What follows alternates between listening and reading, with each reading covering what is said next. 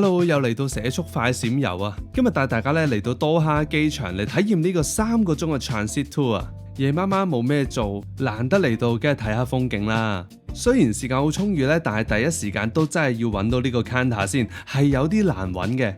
行到去 C2 附近呢個 gate 陣時咧，都用咗差唔多成10分鐘。今次我就 book 咗個夜晚8點嘅，算係常規 tour 裏邊咧幾乎最夜嗰班啦。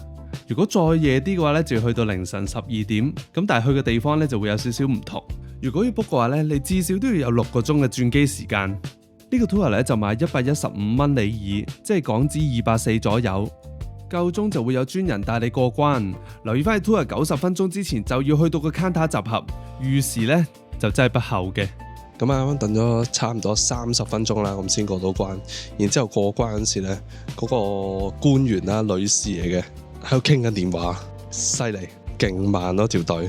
咁所以個 meeting time 咧係一定要耐嘅。如果唔係嘅話咧，即係你唔知可能突然間好多人㗎嘛，咁又要排好耐咁樣。咁其實排完出嚟咧，大概都係 around 都1個鐘。咁而家咧等多20分鐘咧，就會有車去車我哋出城㗎啦。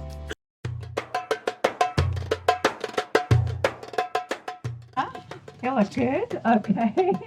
My name is Lal. I'm gonna be your guide for the next 3 hours. 好啦，咁而家上咗架車度啦，咁啊展開我哋3個鐘嘅 city tour 之類，但係咧到依家咧未知個行程係點嘅，咁所以咧就等佢講啦。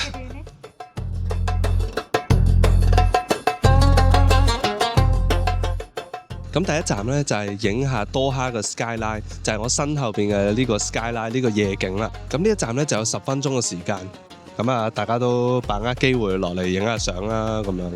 咁啊冇乜特別，咁啊欣賞下風景嘅啫。咁如果唔想參加 tour 嘅朋友咧，就可以參考呢個位置。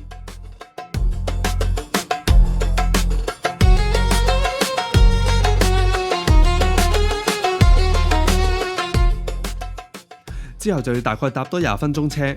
咁導賞員沿途都會介紹下周圍嘅建築物。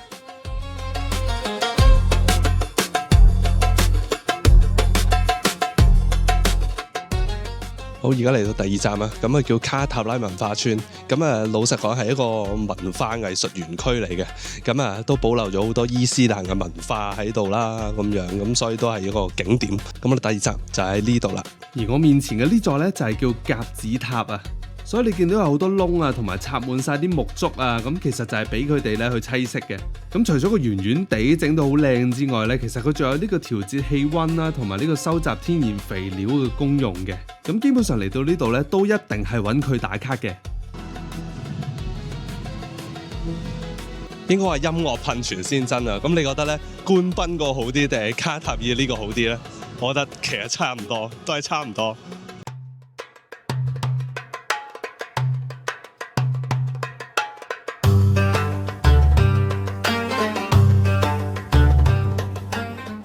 睇完咗鴿子塔，然後行咗出去卡塔拉廣場，基本上都係一大堆嘅人造景點。咁欣賞完個音樂噴泉之後呢，好快呢就要離開啦。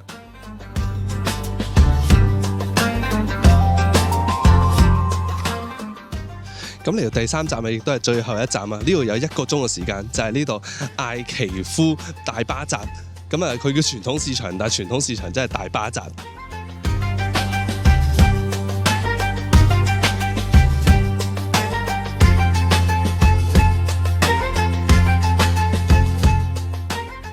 好啦，咁跟住個導遊咧行咗陣之後咧，而家就自由活動時間啦。睇下有冇啲 grab and go 嘅嘢先，因為真係好肚餓啊，超級肚餓。咁啊，睇下有冇啲咩啦。喺度行咧，自己一個都安全嘅，因為咧後邊咧就係警察局啊，所以唔使太擔心。因為咧淨係食咗晏，冇食夜晚，但係而家已經9點幾啊。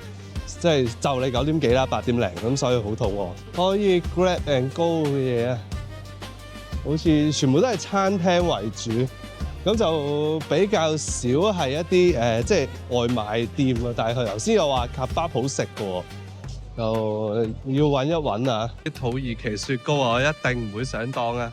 我揾到個似乎可以 grab and go 嘅地方啦，但係睇下有冇啱我食嘅嘢先，好似全部都係賣嘢飲多。咁啊，恕我直言咧，其實真係冇咩好行。咁咁啊冇乜 grab and go 嘅嘢，咁啊啱啱買一杯咖啡仔啦，都唔知係咪咖啡定茶嚟嘅，兩樣都似薑茶咯嗰陣味。然後咧仲嗌咗個餅仔嘅，咁啊佢個樣咧就好似嗰啲細細地嗰啲月餅嘅，但係咧佢係曲奇嚟嘅，咁入邊就有餡嘅。咁啊，但係我唔係好食得出係咩餡啊，啲甜甜地咁樣咯，好似蓮蓉咁啊，個感覺就我覺得都唔錯。咁飲埋杯嘢咧，我都準備上車啦，真係冇嘢做。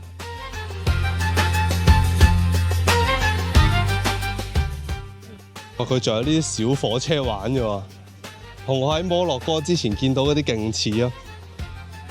睇嚟啲穆斯林都係喜好呢啲嘢。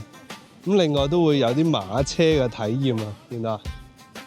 咁啊，嗰邊都有馬，再遠處都有馬。呢度好似好開心啊，應該自己做緊啲祭典，買下嘢食啊咁樣。臨走前導遊就請我哋食2粒糖，咁啊味道幾好嘅，但係咧佢就冇 sell 我哋賣喎，竟然。咁啊3個鐘嘅 tour 咧就嚟到呢度啦，係時候咧咁就翻到機場，咁啊等待我下一班飛機嘅起飛啦。下條片就會講下卡塔爾航空最有特色嘅一條航線。咁啊大家記住 like 同 share 呢條片同埋訂閱我頻道，我係 Lemon，下次再見，拜拜。